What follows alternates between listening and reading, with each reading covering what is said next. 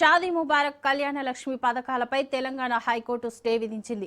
ఈ మేరకు మధ్యంతర ఉత్తర్వులు జారీ చేసింది. ఉచిత పథకాల అమలును సవాల్ చేస్తూ హైకోర్టులో దాఖలైన పిటిషన్పై విచారణ చేపట్టింది న్యాయస్థానం.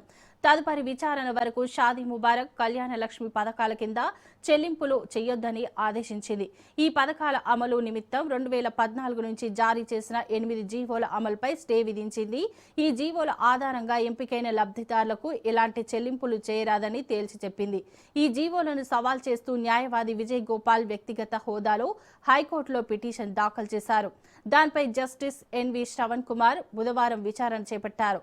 పిటిషనర్ వాదనలు వినిపిస్తూ ఈ పథకాల అమలు నిమిత్తం జారీ చేసిన జీవోలకు రాజ్యాంగబద్ధత లేదన్నారు.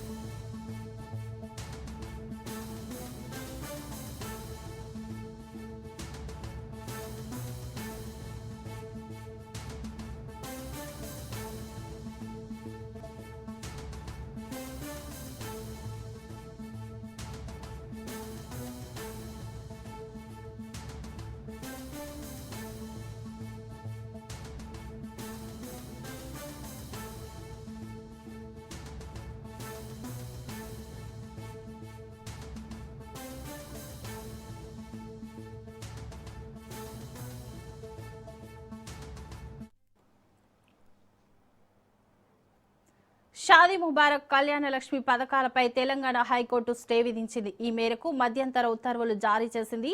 ఉచిత పథకాల అమలును సవాల్ చేస్తూ హైకోర్టులో దాఖలైన పిటిషన్పై విచారణ చేపట్టిన న్యాయస్థానం తదుపరి విచారణ వరకు షాదీ ముబారక్ కళ్యాణ లక్ష్మి పథకాల కింద చెల్లింపులు చేయొద్దని ఆదేశించింది. ఈ పథకాల అమలు నిమిత్తం 2014 నుంచి జారీ చేసిన 8 జీవోల అమలుపై స్టే విధించింది. ఈ జీవోల ఆధారంగా ఎంపికైన లబ్ధిదారులకు ఎలాంటి చెల్లింపులు చేయరాదని తేల్చి చెప్పింది. ఈ జీవోలను సవాల్ చేస్తూ న్యాయవాది విజయ్ గోపాల్ వ్యక్తిగత హోదాలో హైకోర్టులో పిటిషన్లు దాఖలు చేశారు. దానిపై జస్టిస్ ఎన్వి శ్రవణ్ కుమార్ బుధవారం విచారణ చేపట్టారు. పిటిషనర్ వాదనలు వినిపిస్తూ ఈ పథకాల అమలు నిమిత్తం జారీ చేసిన జీవోలకు రాజ్యాంగబద్ధత లేదని అన్నారు.